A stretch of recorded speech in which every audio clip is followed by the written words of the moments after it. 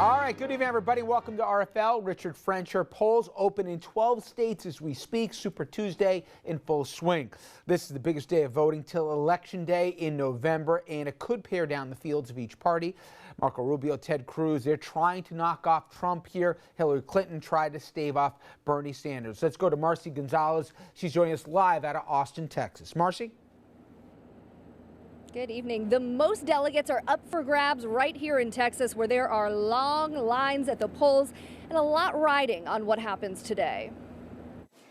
On the biggest day of voting until the general election, I just want to be a responsible citizen to vote. A final Super Tuesday push from the candidates. We are so excited about tonight and about the choice and the message you are going to send to America. With 12 states voting today and 1,610 delegates at stake overall, Marco Rubio and Ted Cruz are focused on stopping GOP frontrunner Donald Trump from gaining an insurmountable lead. Cruz voting today in Texas, counting on his constituents to bring him a much-needed win. There is no doubt that any candidate who cannot win his home state has real problems. While Trump went into today polling well ahead nationally among Republicans, a new poll out today shows Hillary Clinton stands to easily beat Trump if they face off in November. I haven't even started on Hillary yet. Hillary cannot make America great. Today, Clinton hoping for a repeat of her blowout victory in South Carolina. I will work really hard for you. While Bernie Sanders casting his ballot in Vermont. Bernie Sanders here in Vermont got at least one vote. I was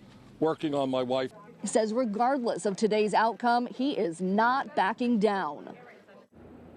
And the candidates are already looking ahead to another big voting day. 2 weeks before Florida's primary, Trump, Clinton, and Rubio will all be there tonight, campaigning and waiting for all of the Super Tuesday results. Live in Austin, Texas, Marcy Gonzalez, ABC News. Now back to you. Thank you very much, Marcy. All right, let's go around the table here. We got to go to Mike Morey, Managing Director at SK Knickerbocker. Dominic Carter, of course, journalist and author. Giancarlo Perisutti, former aide to President George H.W. Bush. And Andrew Whitman, our senior political correspondent. Andrew, I'll start with you. You've seen some of the exit polling.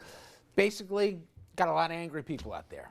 Particularly on the Republican side, where it's all varying degrees of anger, particularly in Texas and in Georgia, where the voters are far angrier than they are in other states. Virginia, Republican voters are a little less angry. There's also a certain rallying against experience. Republican voters in Texas say they actually do want experienced personnel in the White House, but in other states, particularly in the South, we're seeing a real revolt, especially on the Republican side, against experienced candidates or candidates with links to Washington.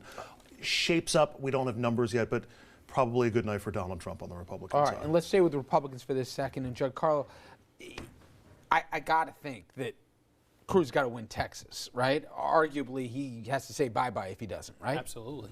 I mean, no question about it. I think if Cruz wins Texas, he can claim a right to stay in the race. If he doesn't, that claim goes away, and he needs to fold up the tent and exit immediately. By the way, the same is true a little further down the calendar with Rubio in Florida and with Kasich in Ohio. So but that's not to say they will quit if they don't reach those thresholds. You just think they should. Well, Kasich said he would quit if he doesn't win Ohio. Rubio hasn't. And even Cruz today said it's impossible to see a way if you don't win your home state. That's so right. I mean, he put his own on himself in line. To that end, Rubio's already made phone calls reportedly out to supporters and donors not to expect a great night here. He seems to be the last hope here for the establishment. Paul Ryan today came out and went after Trump again about what happened over that weekend, where he wouldn't distance himself soon enough from David Duke and the KKK. It's so real, these conversations we're having. But my point is, you talk to these folks here. Are their minds completely exploded at this point, the establishment? Are they thinking where else to go? Do they believe they could even get to the convention to broker it? Where are they right now? I think in this race, first and foremost, everyone's waiting to see what happens. We know there is a magic number to hit, 1,237. There are all sorts of machinations of what can happen between now and then. There's bound delegates and unbound delegates. There's going into Cleveland with Trump not having clinched that number or having clinched that number, but there's still being some doubt as to whether or not all the delegates, again, bound or unbound, we can talk about that later, are fully committed to him. I mean, there are a lot of options. There are not any good options for the Republican so-called establishment. And I think they're waiting to see what happens, and they're going to pull the levers that they need to pull to figure this out. I was saying, Mike, it's so surreal. there have been about 20 different incidents, datelines, whatever, that would have ended any other candidacy. The idea that not once, not twice, but 3 times Donald Trump wouldn't disavow David Duke, right? And we forget about it. Never mind. Whatever. Okay, but that said, I got to think after tonight, there's got to be some soul searching going on to say, listen, we either got to get behind this guy or we got to destroy our own. Yeah. I mean, they can't wait till Cleveland, right? Well, it's sort of, the GOP's in a quagmire right now because the problem with that is, so Donald Trump is on the quick march to being the Republican nominee. It is going to be next to impossible for him not to be the nominee at this point unless he decides himself that he doesn't want to be the nominee. But that's a legitimate question. Well, that being said, right, that being said, you get to it. The problem with this notion that there would be a brokered convention is just this. The very people who have put him in the pole position to be the nominee, could you imagine what would happen to the base of the Republican Party if the establishment went into a convention and then took away the will of the voters that happened in states across this country in order to put in a Marco Rubio or someone else? So I think you have to consider the fact that it's probably to the benefit of the Republican Party and the establishment now and those who have some sanity left to actually let this process play out, sort of understand that you're going to lose the presidency.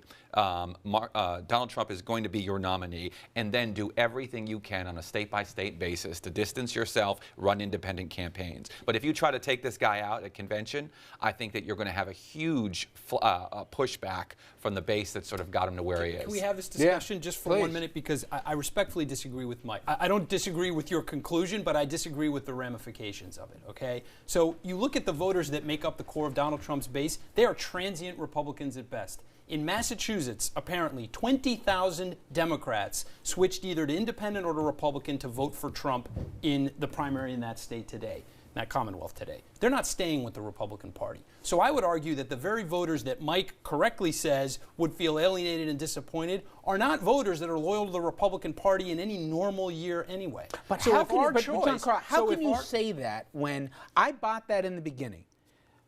Iowa, New Hampshire, South Carolina. I mean, they are all over the map here. And you can't tell me these are all free agents that are going out for a good time because they like The Apprentice. I said earlier that we have a lot of bad options. Yeah. If the two most apparent options are, first of all, I think if Donald Trump looks like he's the nominee, the Republican Party loses the presidential race in either scenario. So if that is the foregone conclusion, would the party rather have Donald Trump as the standard bearer of the party, or would we rather have him as a third-party candidate? I know which one I would choose, and it's not even close. If I'm a senator, though, running in Ohio, or I'm a senator running in New England somewhere, the thing that I do not want is I do not want the leadership of my party have the bosses at a convention take out the nominee who sort of earned it through the state-by-state election contest and then have to actually be up there. What is my option now? Now I've got to run against the establishment. I am the establishment. If you've got a senator who's the party actually takes out their nominee at a convention and then has to run for election in their own state, do you think for a second that the base, the Tea Party base, sort of the folks most energized in that state are then going to say, well, I'll go along with the establishment guy? But the answer is yes. If the other option is having Donald Trump at the top of the ticket, I think you absolutely take that. Because the Tea Party base that you just identified isn't necessarily Donald Trump's base. Unless we come to the conclusion that none of us wanted to admit to this point, but that he is resonating with people. Look, I saw one exit poll in Alabama, I think it was. 70%, 60-something%, believe that Muslims, let me be clear, not terrorists, people who belong to a different faith, and I'd love how you're going to learn that from a passport anyway, but let's not let facts get in the way of a good story. Anyway, they believe that Muslims should be barred from coming into the United States. Want to bar an entire faith from visiting our country. 70% almost. That maybe he's speaking to more than the five of us want to admit. Richard, I don't understand why you're acting like the result of the general election is a foregone conclusion and he will lose. I'm not agreeing to that premise at all. It is my contention. Now, he won't have coattails. It will be a nightmare for senators and for the rest of the party. But I'm telling you, and I can't believe that you guys are saying that it's a foregone conclusion that he would lose. I don't know anymore what to think. I'm telling you, and I know. No, I'm telling you, and I know what I'm talking about here because I've traveled America. His message is resonating. The pundits don't like it. It is interesting to see how the media is finally starting to turn up the notch on him. That the media could decide this fall election. I think there's a little bit more, and maybe this is wishful thinking on my part, regardless Republican or Democrat, which is everybody likes a good show, okay? And reality TV, all of us, we have our own singular guilty pleasures of what kind of it we like to watch. But at a certain point, you know, people didn't tune in to make appointment viewing for Survivor or whatever. That's the point people I'm making get about the media. tired of that show. Since May. I mean, we haven't seen Andrew. Every month thinking, when is Trump going to quit? Whatever you think of Hillary Clinton, okay, and you think of the Clinton machine, they will more expertly than anyone else make this a torture chamber for the stuff that's going to come out on Trump. Look, you've been putting together a dossier here for the last thing on some of the things the public doesn't really realize about this guy. At the end of it, you will either have to despise Hillary Clinton with every fiber of your body or truly believe here that you just want a good time if after getting the whole bio of Donald Trump and everything that goes with it, you still think that he's capable of being the leader of the free world. You're forgetting that the Republicans have a dossier on Hillary Clinton also. But we all know it by now. It's not the yeah, but no, there's still more to come, and I agree with Dominic. I think Trump is actually a bad matchup for Hillary Clinton. I'm not saying that Hillary would lose, he is a bad matchup but it's going to be a her. much closer race than I think anybody expects. 5 to 8 points. I don't know if she can confront the kind of attacks that he can present. I mean, that plays to her character and the way that she presents herself on the public stage, which is far more reserved than he is. And again, that reality show hasn't ended yet. There's no reason to think it's going to end. I still want to make the case. You talked about a reality show. If we had a brokered convention, it would be the best reality show in the history of American television. But you can't, in an anti-establishment year, you can't have the establishment take away the anti-establishment candidate. So and you still have both now a party. talked about taking things away. No one's talking about taking anything away. We have a convention. We have delegates. We have a party, and we have a process. That's exactly how that would for be viewed. a reason. Well. And the point is, these things have to be adhered to. No one's suggesting subverting the rules or doing anything illegally. We're talking about operating within the bounds of the rules. Well, that's fine. But the same debate's happening on the left right now. I mean, the notion that a superdelegate, which has been in existence in Democratic primary politics since the early 1980s, that somehow that's some sort of new Machiavellian attempt by Hillary Clinton to assume the presidency against Bernie Sanders is silly. The rules call for superdelegates. That doesn't matter, though. The public at the end of the day, whether we have superdelegates in our party or not, the public looks at it and says, the superdelegates, that's the party chairman, that's the senator, that's the congressperson. So you're going to tell me that Bernie Sanders, who the people are voting for, is going to lose this because of superdelegates that we didn't vote for? You do the same thing at a convention. You are going to look. The fact is, one of the great things that's happened for the Republican Party in this process is they have overall increased turnout in the primary, more so than my party has, bar none. So. One, you need that. We borrowed from your party. Well, you need to. Good one. But you actually need to, for the Republicans to win, you've got to actually pump up, particularly your white vote, because with this nominee, you're going to lose Latinos. You'll obviously lose women. You'll win white men, as you usually do, but the margins of which you'll lose both women and Latinos make it a sort of, the case is closed for the ability of Donald Trump to become the actual president. But the last thing you want to do is do anything that suppresses the energy from what is the base of the Republican primary electorate now. And because of that, the party must, we disagree a little bit, the party, whether they like it or not, must wrap their arms around Trump. We can all play this game. We know he's going to crush in every state tonight. He's the nominee. If you were going to do this, you should have been done 2 months ago. Well, I will tell you one person who, quote unquote, the establishment who's got behind Mr. Trump, and I guess that'd be the final note from me, and I'll speak in my own voice for this, regarding the inexplicable rise of Mr. Trump, the ugliness attached in those enablers. Worse and possibly than all of that is a man who knows better, said as much, but when all was said and done, showed his true colors, a rank opportunist whose hypocrisy is only matched by his self-interest. Now I'm talking, of course, about a man that we know all too well around here, Governor Chris Christie. This past Saturday, he confirmed every worst suspicion when he endorsed the same man he recently said was unfit to be president. Now, before I tell you how pathetic I believe this made New Jersey's chief executive look, listen to the words of Christie's own national finance co-chair. Quote, Chris Christie's endorsement of Donald Trump is an astounding display of political opportunism. Donald Trump is unfit to be president. He is a dishonest demagogue who plays to our worst fears. Trump would take America on a dangerous journey. Christie knows all that and indicated as much many times publicly. I call on Christie's donors and supporters to reject the governor and Donald Trump outright. I believe they will. For some of us, principle and country still matter. Those are words of Meg Whitman. Now, we'll see how many actually follow her lead, but as for Christie, forget leadership. He's a punchline.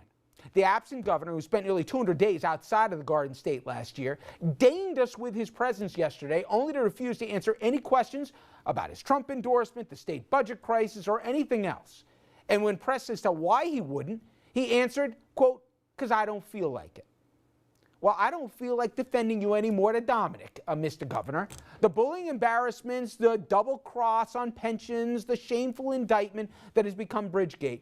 Through it all, you at least held up the veneer of authenticity. You said you cared about your residents and you'd hug Obama if it would help them. What a con you pulled on all of us, including yours truly. This week, you writhed in the interview chair trying to explain why your new best friend wouldn't denounce the KKK, and you were basically sent home by that same good buddy because he didn't want to share the camera with you. You ran for governor, then president, insulting politicians as hacks who never shot straight. In fact, your campaign mantra was telling it like it is. Well, here it is, Mr. Governor. You're as bad, if not worse, than all the hacks you mocked. You're an opportunist without a line, a hypocrite without a shred of decency. Every poll in your beloved New Jersey has your negatives at all-time highs, I'm talking historic, and clearly you could care less. So here's some free advice. Follow the lead of another Republican governor with a gift for self-promotion, but little interest in principle or shame. Like Sarah Palin, throw in the towel now. Leave Trenton with more than a year left in your term, and ask Murdoch if he'll give you a show. And here is a working title, Sellout. All right, with that, we will take a look at the Democrats and whether it'll be a big night for Hillary or Bernie will be putting up a big fight.